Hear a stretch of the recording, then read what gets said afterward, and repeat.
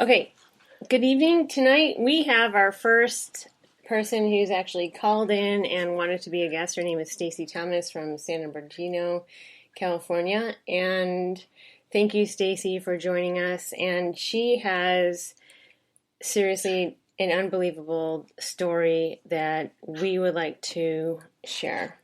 Thank you, Stacy, for being with us. Thank you for having me. So tell us a little bit about what happened. Well, I was born with a great mom and dad. They were awesome. My mom left my father when I was 14. Extremely crucial age. I needed a mom, not necessarily so much a dad. And my dad went on to have a girlfriend. I hated my parents, absolutely loathed both of them. Why? And because they just weren't there for me anymore. You know, we had a very traditional family. Christmas was traditional. You know, we went on family vacations. I had a brother that was 8 years older than me. You know, he was out of the house already. And I wanted that family again. So I left the house when I was 14, which I thought was old enough. And of course it wasn't. So I spent a lot of time on the streets. I hung out with people that were a lot older than me, being taken advantage of on a regular basis. I worked really hard at jobs. So I have, worked a lot of jobs, and I started working when I was 14. I never finished school. And it was a lot. I've been raped before. I've been kidnapped. I hung out with people that I thought I guess it was codependency, that I thought I could save. I could help them and then make me feel better. And it never did. I went to jail the first time when I was 15. And it was... what kind of charge did you have that brought you to... The first time was I guess it was... I don't know how it was worded. It was disturbing the peace. Okay. And I really didn't actually, I didn't go to spend a lot of time in there, but my mother's divorce attorney he was in Fullerton, California, and he ended up being a very, very close friend of mine, because when my mom divorced my dad and he found out that my mother had a 14-year-old daughter, he said, "Do you understand what this could do to your daughter?" And, of course, my mother said no. And it was all about my mom. And he says, she needs a mom in her life. And he extended his services to me free of charge for the rest of my life. Didn't seem like much when he gave me his card with his home phone number on it. And I didn't think I'd ever really need an attorney. And up until about 2012, I used every service. He's always been there for me. And when I was 15 was the first time. I didn't call my mom. I didn't call my dad to come pick me up. I called my attorney. So I was 15 years old, and I had my own attorney, which, as time went by, I needed so many times. So many times. I can't even tell you. So many times. And I just never went back home. I've never been really close with my parents. I got close to my mom later in life before she passed away. But I didn't have them to guide me. And so I just went on to be a mom. I wanted to be a mom. I wanted to be what my mom wasn't to me. And I started my own family when I was 19. And I was married for 8 years. And I have 2 beautiful children who used my life as a little book on what not to do. So I'm glad that they went the opposite direction than I did. But are you still close to them now? Yes, I'm close to I'm very close to my kids. Oh, that's nice. But they honestly used my life as a little book of what not to do. Because I was in and out of trouble all the time. I've had so many addresses, I can't even count them anymore. And it made it really hard. It made it really hard to this day. to this day. I mean, both my parents have passed away, and I miss them both dearly. But my whole goal in life was to not be like my mother, and unfortunately, I am like her. But it's rough out there. There's not a lot of help. There's not a lot of resources, and it's rough. Once you hit the streets, it's hard to get off the streets. You know, peer pressure is terrible. Kids are mean. Kids are mean. They have no filter. And I was bullied in school. Later, like high school, more bullied. I'm not friends with any of my old high school friends anymore, which is fine with me. But I don't remember a lot of high school. And I don't think it was because I just didn't like school. I never went, and my parents didn't care that I didn't go because they just weren't there for me. Where did you draw the strength from to become, I mean, seriously, honestly, you have an amount of strength that I don't believe you even realize that you have. I mean, how were you able to come so far with thinking that it sounds to me like you thought that you didn't have the inner strength that you had, but you obviously do because you've overcome so much. Honestly, it was probably the last time I was in jail was in 2002, which was not that long ago, if you look at it. What were your charges? What wasn't my charges? It was actually a stolen car. That was the one charge. But I did a in-custody substance abuse treatment program called the RSAT program. That helped me realize that and I know this sounds kind of corny, but it wasn't necessarily me doing drugs and that kind of stuff. It was me hanging out with the people who did the drugs, and I tried to be the savior of everybody, and obviously that didn't work. I was in the wrong place at the wrong time. However, I did not want to go back out on the street, so it's like I might as well do a program. I did the program. I got a little crazy at the end, and I said, I don't know why I'm doing this, because I'm probably going to get out and get cancer or something. Well, careful what you wish for, because that's exactly what happened. So I was diagnosed with a stage 3B advanced melanoma, and I think that's what changed me. It made me look at things differently. I hated this desert. I hated the mountains. I was just very negative about things. And when you get hit in the face with something so drastic, and then you don't have anybody there with you, you're going through it by yourself. And, Mom stepped up for a little bit, but not that much. And, I got a different outlook on life. It made life worth living. I didn't want to succumb to the disease. So that was what changed my whole outlook on life as far as how things were happening. And, I was able to go to work every day and actually be happy. It was the first time in a really long time. I was happy when I had my kids, but I still didn't have everything I needed. And I still don't. And I probably won't. Ever. Why would you think that you won't? Well, because I work just a basic job, making a basic amount of money, and I'm very, very thankful for what I do have. But I don't ever foresee me buying a house or owning a brand new car, or being able to have the things that that normal adults have. You know, But I mean, seriously. But if you think about it, I mean, material possessions and houses and cars. I mean, well, that's not necessarily the important thing. But I just mean it's. I mean, a lot of people think that, you know, I don't have a house, I don't have a car, I don't have this, I don't have that.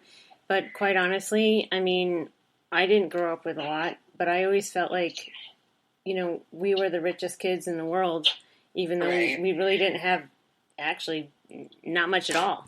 And I felt like we were the richest kids in the world because we were rich in love, we were rich in happiness, we were rich in health, we were rich in so many things. So, you know, it depends on every person's perspective of success, wealth, and happiness is different. I mean, right? No, because seriously, because if someone could be like someone can be living out in the middle of nowhere in a tent and be the happiest person on the world and feel like they're the most content person and be like, you know, I really don't care about houses and, you know, cars and this and that. I mean, so it depends on like your insight and like what is happiness. Right. Yeah. When I went to therapy when my mom left, I was 14. So at the age of 14 and 15, I was going to therapy. And I remember the therapist telling me that, you know, because I was so upset when my dad got a girlfriend, so upset. I mean, my world ended because when my mom left, I took her place. You know, I cooked, I cleaned, and it made my dad happy. You know, and then when the therapist told me that I had an ancestral relationship with my father, I just about lost it. And she didn't mean sexually; she just meant that I took my mom's place. You know, right. We went grocery shopping together, but I never saw that until way later in my life. That how heartbroken I was when he got this girlfriend because he didn't need me anymore. You know, he was going out to dinner at night, and when we were a family together, I never saw my parents kiss, touch, hold hands. I never saw their bedroom door shut. It was just how I grew up. So we were that family from the outside looking in. We looked like the perfect family, but we were so dysfunctional. It was unbelievable. So in my eyes, I've always seen it as you have dysfunctionally functional. And those are the people that have kids in jail, kids on the streets, but the family ties are so strong and there's so much love that no matter what your kids do or no matter, you know, what has happened, whether you're living on the streets or living in a house, there's happiness and there's love and there's that bond. Whereas my family was functionally dysfunctional. We looked perfect, but we were just falling apart. You know, because that all, you know, when I got married, I thought that my mom and dad had a perfect marriage. So, I mean, don't hold my hands, you know, get away from me. You know, it was very loveless. And to this day, you know, since my parents had passed away, I don't talk to my brother, not for lack of trying. You know, my stepdad doesn't talk to me. I feel like I've done something wrong when I know I haven't. You know, it's, you know, I don't see my kids enough. I don't talk to my kids enough. And why is that? I'm sorry? Why is it that you're not? I mean, I talk to them, but, you know, I don't see them enough because my car won't make it out there. And, you know, it's a 3.5 hour drive. Oh, okay. You know, and it's unfortunate, you know, or I could rent a car, but I don't have money all the time to rent a car. I'm not even I have a grandson who I'm not going to see for Christmas. And it's just, you know, it's. And that's because of the expense of the travel? Yeah. You know, and I'm thankful for everything I have in my life. I mean, could they come to see you? No, you know, they don't. But I wish they would. But I don't really have a place for them to stay. And I mean, they're busy. They're busy in their lives, you know, and they're both doing so well. And I take pride in that. You know, I always used to say I was such a bad mother, but I wasn't, obviously, because they turned out really good. And I'm very proud of them. And you're proud of them, but you should also be very proud of yourself. I mean, it sounds to me it sounds to me like you've overcome so much, but at the same time, you still have this capability as a mom to, okay, so fine, you can't, you don't have the wherewithal to go visit them or the means with regard to, getting a car or the expenses to go see them. But at the same time, it sounds to me like you've really done a lot for them and you've left a very big impression of them, because if you were not a successful mom, then they would not be successful right now, because you always look at the children and the success of the children ultimately comes down to the parents that they had. Right. Yeah, and I try to remember that when I get, because I'm really hard on myself. I beat myself up on a daily basis. But going through the cancer was you beat yourself up because you don't feel like you've accomplished things. I just think I could be and do so much more. But it's I know as a juvenile, when you have a record, it kind of, you can have it expunged or closed. But, I have 3 felonies on my record. Those don't go away. I work a job, and I've been there for 16 years. And the reason why I work there is because it was the only place that would hire me 16 years ago. I love my job, obviously, but, and do you want to know how many people can't even say that they love their job? I mean, I've met people that are making 6 figures and plus that, are not the most unhappy people, because money means a lot. I'm not taking that away, but at the same time, if you're not happy with what you're doing, 6 figures, 7 figures, no matter what it is, you're going home, you're miserable. I mean, I've met, some of the happiest people I've met are working at they're checking out at the grocery store. They're like, I love what I do. They're a waitress at the restaurant. They're like, I love what I do. I go home and they're happy. Happiness doesn't always come. Happiness doesn't always come in a bank account. I love the people I work with. I love, the position I hold, which is just a supervisory position. And think about how many people can't even say that, no matter what they're doing, whether working at some big corporation, making all sorts of money, driving these fancy sports cars. Are they really happy? So, happiness doesn't always come in houses and material possessions. You're saying that you love this and you love that, you love your job, you love the people that you're working with. There's not a lot of people that can actually say that. So we're talking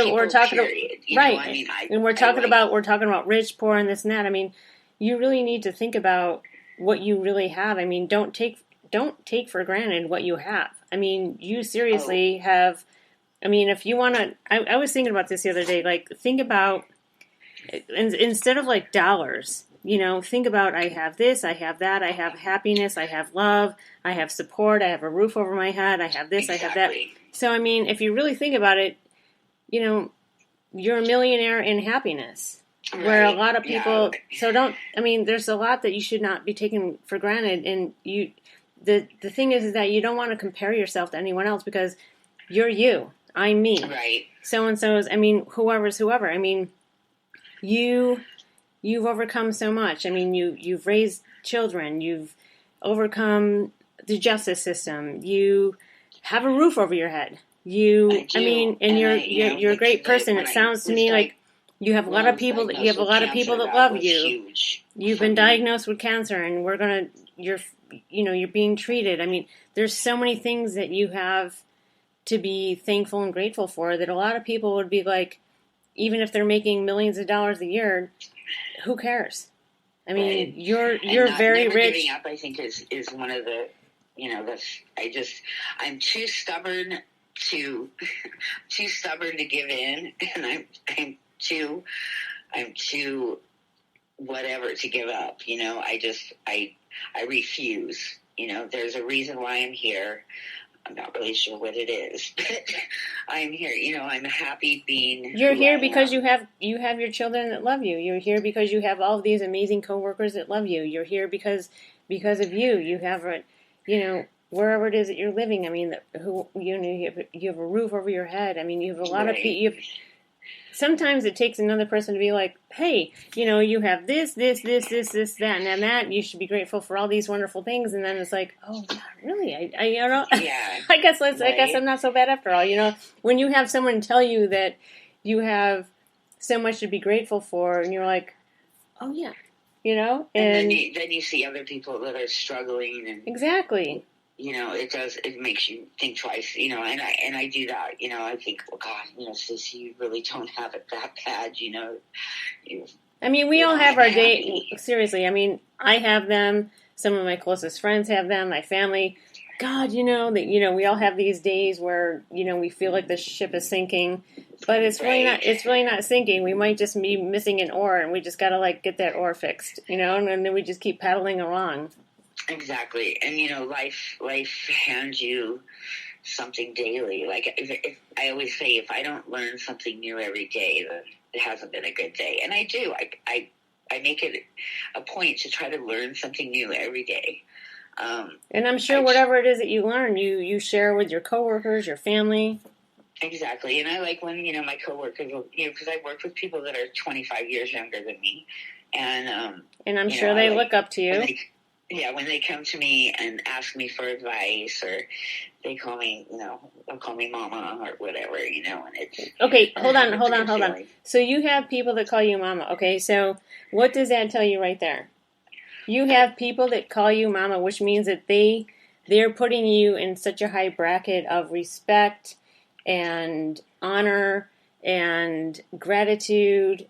Think about it. Yeah, I guess you're right. So, I mean, you just really, I think if you really look at the people in your life and how they view you and how much they respect you and how much they look up to you,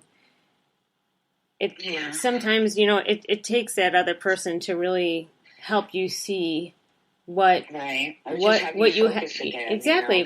Think about it. I lose focus on, where you just get up, you go to work, you come home, you go to bed, you get up, go to work, come home, go to bed. I know, but you get up, you go to work, and you have all these people that respect you, depend on you, look up to you, and then you come home with a roof over your head, and you have a nice bed to sleep in, you have a refrigerator full of food, you have all of these wonderful things. So, it's really not so bad after all. Right. Yeah, you're right. And sometimes, there's times when when I've had a bad day, I'm like, and then a friend will be like, Susan, and I'm like, okay, maybe I'm not complaining about the right thing here. Right, exactly. You know what I mean? So it sounds to me like you really have a lot of amazing blessings in your life. I mean, you've had some incredible hardships, but at the same time, a lot of people have, and I'm not minimizing what you've gone through, but at the same time, I mean, seriously, if you look at it, look at the support system around you that you really have. I do. You walk into work every day and you're like, I love my job. Do you want to know how many people do not walk into work every day that say, I love my job? A lot. How many people walk into work and they're like, I can't wait for 12 o'clock to hit so I can go to my lunch for an hour. All right, I call my work and then they say their lunch is from 12 to 1 at like 11:59 they're like, oh thank God. Yeah, right. And they're like, oh God, 12:59 they're like, oh God, I gotta go back to work. So think about all you have to be grateful for. Right. And think about all the change that you're seriously making in your life, in your coworkers' life. They sound like a family to me who you're working with. Yeah, and they really truly are.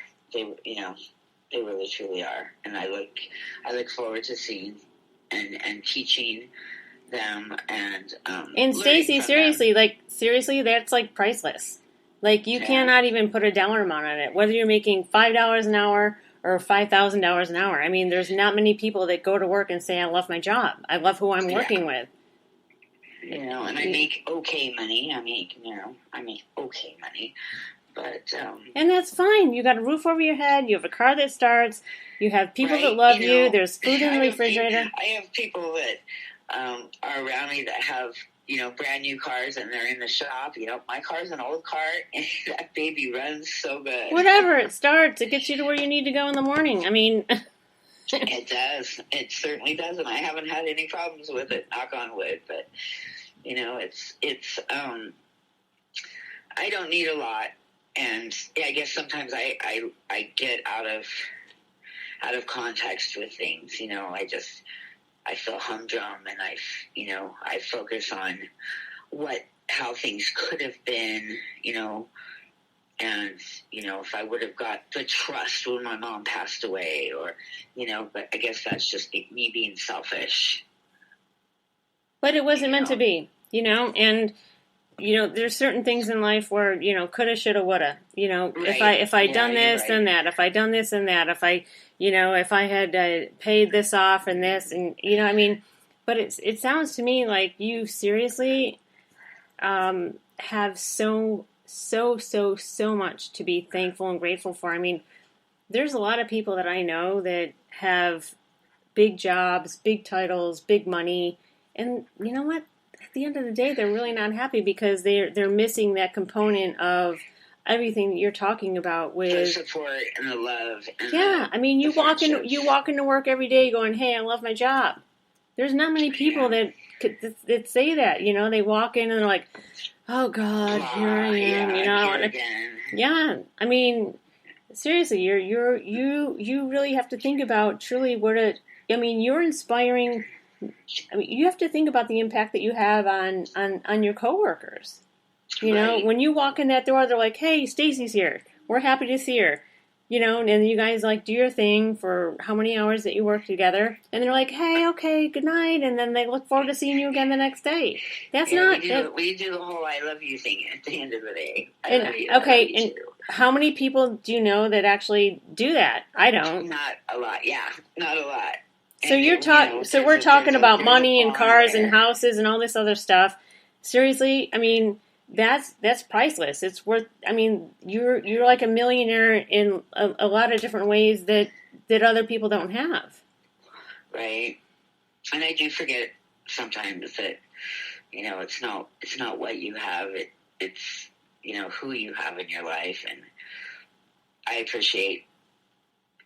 do appreciate everything I have because I've not had before. I know what it's like to be hungry. I know what it's like to be cold, to live on the streets. And I wish I could help. And I do help some people, but sometimes help on in my what day way? off, it's me giving rides to people everywhere, But I will help where I can, but it's And those people that you're helping with rides, I can tell you right now, they're going to remember that for the rest of their life. Like because I can remember a lot of times where I was in some situations where I needed some help, and I was like, "Oh my God, how am I going to overcome this?" And then someone come along and they help me out, and I'll tell you right now, whether it was 20 years ago, 15 years ago, 5 years ago, last week. I don't care. Right. Today, I always keep these people in mind, and I always say, I always look up the stars, and I say, "Starlight, star bright, first star I see tonight. I wish I may, wish on the first star I see tonight." And I just thank God and the universe for everyone and everything that has come into my life, and just be thankful and grateful for everything that you have. And my father used to say, "Be thankful for what you have and be thankful for what you don't have." Exactly. And that's funny. My dad used to say that too. He used to say, was he Sicilian? I don't have any friends, Dad. And he'd say, "You know what? If you can count your friends on one hand, that's okay." Exactly. That's okay. Yeah. As long as, they're people that you can trust. And, I do have a lot of people in my life that I can trust. And that I truly love, and that I would do anything for, and I think they would do the same for me. And I may be able to count them on one hand, but that's all I need. I am very rich in love and support, or I wouldn't be here. I would have never made it out there if I didn't have the. my job is a lot to me, and if I wouldn't have gotten this job when I did, I don't know where I would be right now. And I mean, I think that my job and then the whole cancer diagnosis, and now when something treacherous happens, I look back at what I've already been through, and I know that I'm strong enough to make it through whatever happens to come up. I've had a brain aneurysm. I've had 2 brain surgeries. So it's I wouldn't have been able to do it 20 years ago, but so I can now. Where are you right now with your diagnosis and your treatment? The cancer I'm cancer free. I'm cancer free now. Yeah. So Thank God. Was diagnosed in 2006. Oh, okay. It went into my lymph nodes, so it actually became a stage 3B cancer. I did a really aggressive treatment. I worked the whole time through my treatment because, of course, work was my happy place, so I had to be there. But, I have never in my life heard anyone say that work is my happy place. Yeah, it's my happy place. So seriously, I never have. So I mean, fabulous every day, but it was my happy place, and my job was very supportive of the treatments and understanding when I needed time off. But after the treatment was over, 16 months after my treatment was over, I went to a new oncologist who just happened to find a 9-millimeter brain aneurysm behind my right eye that was ready to pop. I had no symptoms. I had no headache. I had nothing. And so I had a cerebral coil embolism done, which was weird.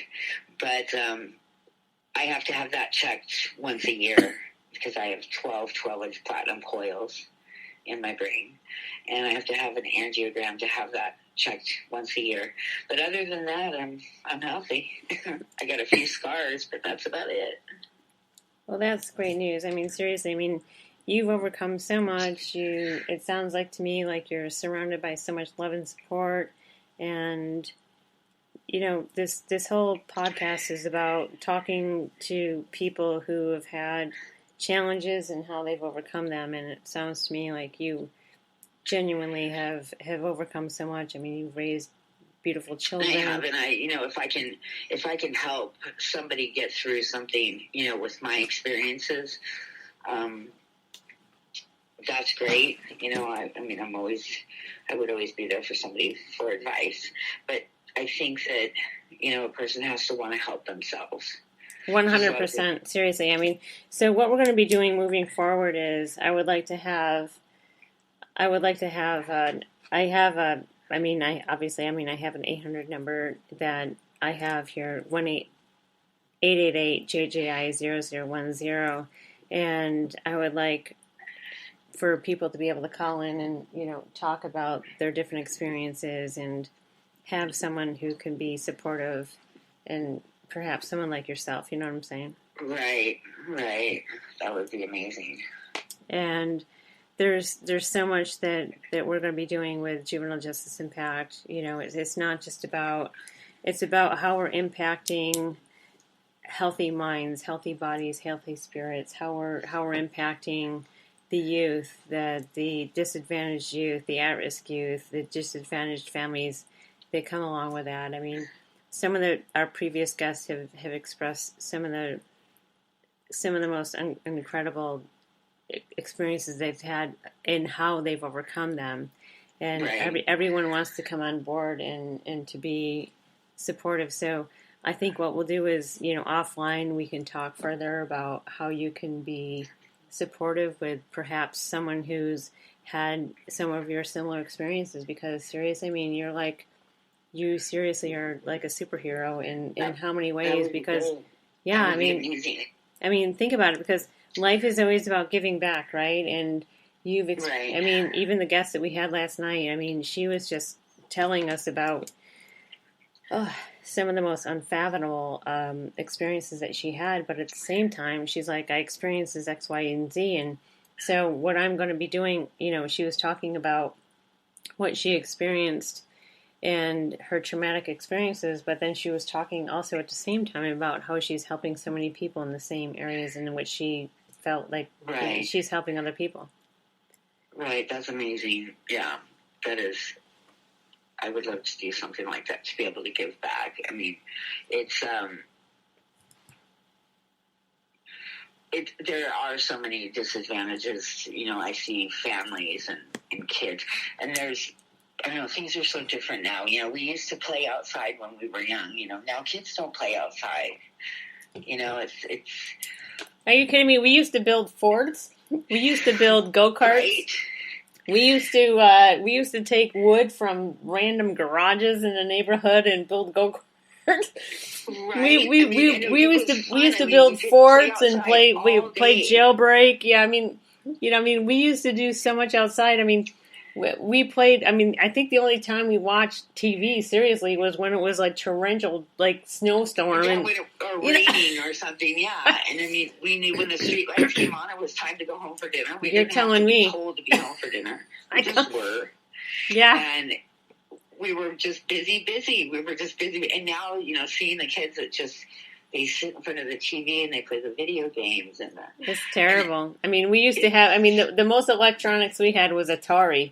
The Pong. We would play Frogger, Pac-Man, and that was like, wow, we're rich, But that was only when it was like 7 feet of snow and, schools were closed, the city was shut down. But other than that, we were totally outside, just like you. Yeah, and that's what I wish, that kids could get out and see. Like I went on a hike this morning, and it was just so nice outside, and the view was so beautiful. And it's just, there's so many people that just don't know that that's there, And even think about what you're even saying. There's so many people. There's so many people that don't even have. There's so many people that can never even say what you just said. Right. And kids being, latchkey kids. I was a latchkey kid. I got home before my parents got home from work. But latchkey kids these days are left at home by themselves. Yeah. All day with no food, and it's just horrible to think about. Watching their younger siblings, and they're only 11 years old. Right. Stacey, I'm so glad that you wanted to be a guest on this show. You've had some unfortunate experiences in your past. However, you've used those experiences to empower yourself and make a change. And especially, think about where you're working. These people go to bed every night thinking, "Wow, I'm looking forward to seeing Stacey tomorrow morning." And then they, on their drive, think about it. On their drive to work, they're like, "I can't wait to see Stacey," and then they see you. You know what I mean? Don't minimize the powerful the energy. Don't minimize the energy that you're giving to so many other people. Right. Yeah. And I do it when I walk in the door and everybody goes, "Stacey's here." Kind of like, remember Cheers when they would be like, "Norm." It makes me feel like a superstar. Yeah, Hi, everybody, welcome. Don't take that for granted, and don't minimize it. There's, how many? Seriously, I don't know anyone that walks into work that's super excited to see everyone. Right. True. So there's. It sounds to me like there's so much that you had to be thankful and grateful for, and just don't minimize it. Yeah. You're right. You're absolutely right. You should celebrate every day. Like, look in the mirror and look at yourself and say, "Hey, I'm Stacey. I've overcome this and I've overcome that. I've raised two beautiful." And you're going to work and you love work. I've raised 2 beautiful kids, and I've got all these amazing coworkers that look forward to seeing me every day. To me, that's like a multimillionaire in and of itself. Because when you think of money and monetary, and you think of like self-enrichment and all of this, you have so much that you have more than the majority of people have. Yeah. If you think about it, but sometimes it takes a person from the outside to actually tell you this, and then you're like, you're like, "Hey, you know what? Yeah, you're right." Right. Maybe I don't have it so bad after all. So I appreciate that. Thank you, Susan. I mean, seriously. So anyway, I'm thankful to have you this evening. I appreciate it. And you've shared a lot, you've told a lot, you've explained a lot, and I think there's a lot of people in your shoes that sometimes we take for granted what we have. Right. If you really, because you're like, oh, I do this and I do that, and I go to work and I come home. Actually, no, that's not the case at all, Stacy. You go, you get up in a beautiful home. You get in a car that works. You go to a job where everyone loves you. I mean, come on.